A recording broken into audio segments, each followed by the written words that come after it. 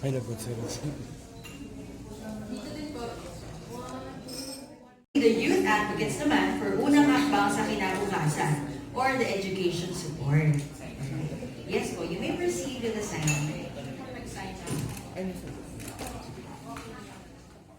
Is the building and rehabilitation of schools in Luzon, Visayas, and Mindanao. And another GMAKF infrastructure project that is in aid of education is the Kapuso Tulay para sa Kaunlaran project that Patricia is also advocating. A few words, please. First of all, I'd like to thank Kapuso Foundation, GMA Artists, for me to be chosen as one of the advocates, especially for education. I-share ko lang na I'm super happy na I get to share both yung advocacy, which is education, because I have a passion project, which is Push to Read project, wherein I gather kids from different barangays and I conduct storytelling. And then in line with this education program, it's connected. Sabi ko nga lahat talaga ng mamimit mo o lahat ng mga nangyayari sa'yo may rason. So dinala ako dito with GMA Artists at hindi ko sila smell, may rason. So I'm here to raise awareness, to be part of this program, to be active, and to make the youth realize the importance of education, not just with education, with community nga. And with yung in line with Kapuso Tulay para sa Kaunlaran, nasimulan ko na itong proyekto noong September 8. We were there para sa takbo, sa tulay ng pagbabago sa Pakibato. Tumakbo kami doon. Nag 5 kilometers lang ako doon. And then ito nga yun to help sa mga indigenous people, yung pagbuo ng bridge sa Pakibato, yun na nga yung topic namin kanina. Nakatulong tayo ng 400 families, not just for education, para sa economy din nila. So, napaka-thankful ako na parte ako dito. Pero Patricia, you should also say that you also studied education. That's why you're really into this. It's because, believe it or not, she's not just pretty, but she graduated with an education degree in primary education. Yes, child development education. So, kaya connected siya. Dahil I used to teach kids, even with special needs, so preschool, and then there you go. So, thank you. Thank you, Patricia. Next is multi-talented actress and buddy chef / entrepreneur, Bea Binene, who will be spreading awareness on the need to support GMAKF's Operation Binene and relief operations. A few words, please, Bea. Hello po, good afternoon po sa inyong lahat, Tita Ricky, Tita Mel, Sir Simon, Miss Gigi, good afternoon po. And maraming salamat po sa pagpunta niyo dito. At unang-una, gusto ko pong magpasalamat sa GMA Kapuso Foundation. I have been volunteering since I was 6. Nakapakita ko nga nung kay Tita Mel Proof ko. When I was 6 years old, I think this is unang hakbang sa kinabukasan or yung parang Kids for a Cause. I think Kids for a Cause project of KF. So, para sa akin, this opportunity, syempre, I'm very, very grateful for this, to be part of this, to be one of the advocates. Pero I think for me, it's just a label. It's a different challenge, of course, pero with the label or not, with all the cameras or not, with the press con or not, I would always be here for KF. For disaster relief, alam niyo naman po na-invite ko rin po yung iba sa inyo before.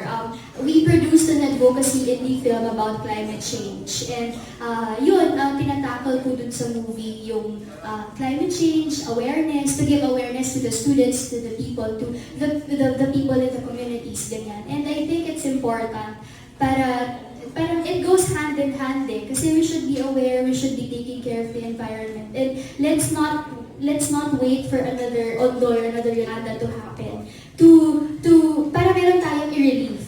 Diba? Pero since hindi naman po natin mapipigilan yun, disasters come and go. And ito po para sa akin, yung mga taong nasasalanta po dito, sila yung unexpected yung parang ang ganda-ganda ng buhay nila. Isang pitik, isang snap mo, mawawala. So, and I'm proud to say that Kapuso Foundation is one of the first few responders, yung pinakaunang pupunta sa mga barangay, sa mga liblib na nasasalanta to help people. And I'm really excited. Sana po mabigyan po ako ng opportunity na makapunta talaga doon. Kasi it's not just money, it's not just the food na bibigay mo, pero yung pag-uplift ng spirits nila, yung yung pag-encourage mo na it will be better, na don't worry, God is there, hindi niya po tayo pababayaan. And yung, yung pagpasalamat ng mga tao na salamat po, it's really priceless. So, di ba tita, dapat dati pupunta tayong Marawi? Kaya lang, hindi po ako napayagan. As in, inaayos na namin yung tickets and everything. Hindi po ako napayagan, hindi ko po alam kung bakit. Pero yun, sana ngayon, ito na, wala na pong excuse. Wala na pong excuse para sabihin hindi pwede kasi ito na yung advocate ko, ito na yung advocacy ko, disaster relief. So, kailangan, gusto ko talagang sumama. So, yun.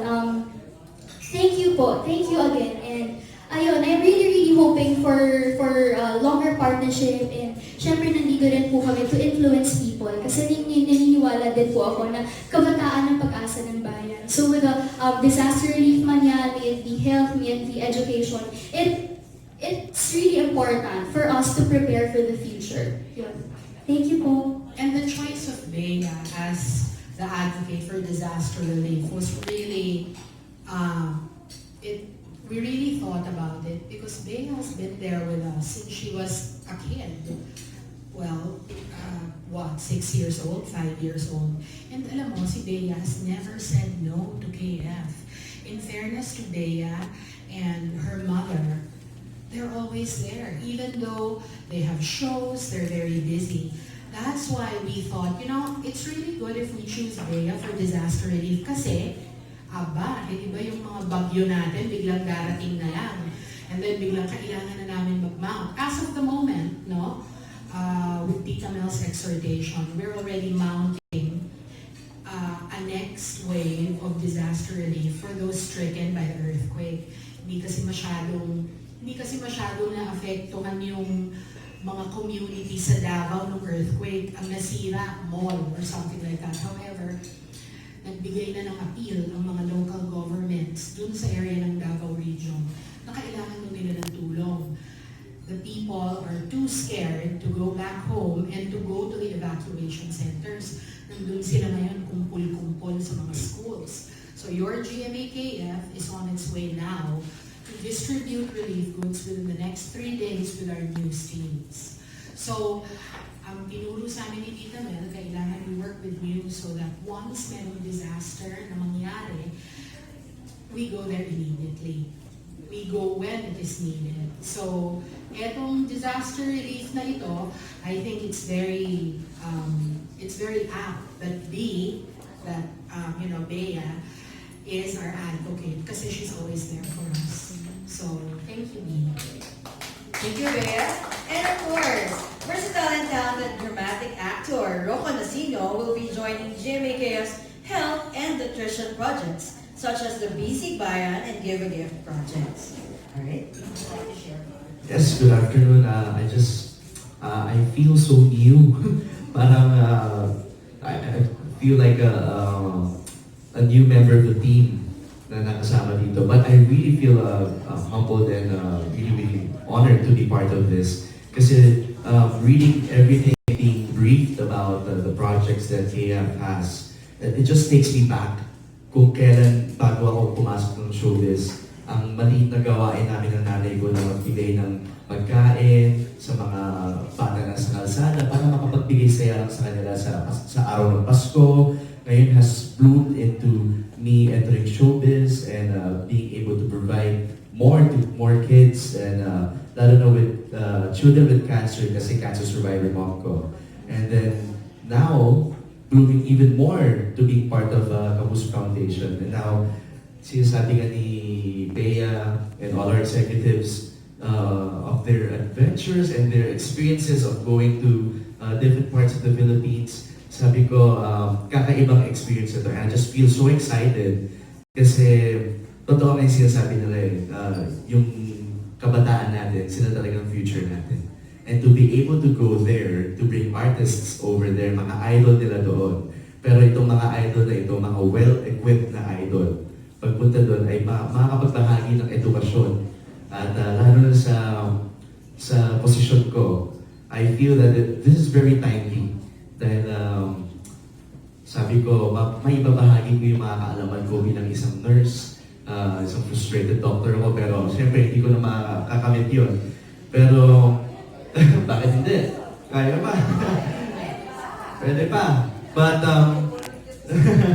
ang sabi ko totoo naman po kapag in terms of health and medical issues and medical professionals going to sa mga liblib na lugar, syempre mga kapuso natin na in need, hindi rin nila naiintindihan. So sa tingin ko, part ko dito sa mga kapuso natin yung pagbibigay ng layman's term, yung pag-explain sa kanila ng maayos para maintindihan nila ano itong ginagawa natin para sa kanila.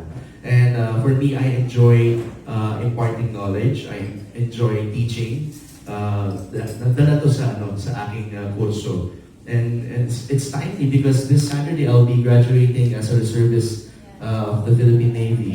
Sabi ko, magagamit ko yan lahat in our projects. So, perfect kasi kasama pong AFP So, natutuwa po talaga ako sa mga proyekto natin. These projects will really, if pwede nga po, I can bring my mom along. Yeah. Para po sa kanya, malaking katuwaan para sa kanya yan, para ma-experience yung ganito. I just feel happy that we will be able to spread joy and give hope to people, lalo na in terms of health. Children with cancer, different kind of hope ang mabibigay natin sa kanila with these projects. And excited na ako makapag-impart ng knowledge sa mga kapuso natin, lalo na sa mga kabataan. So thank you for having me on board, and I'm really excited to experience what Bea experienced hopefully for the next few years also. So thank you for having me part.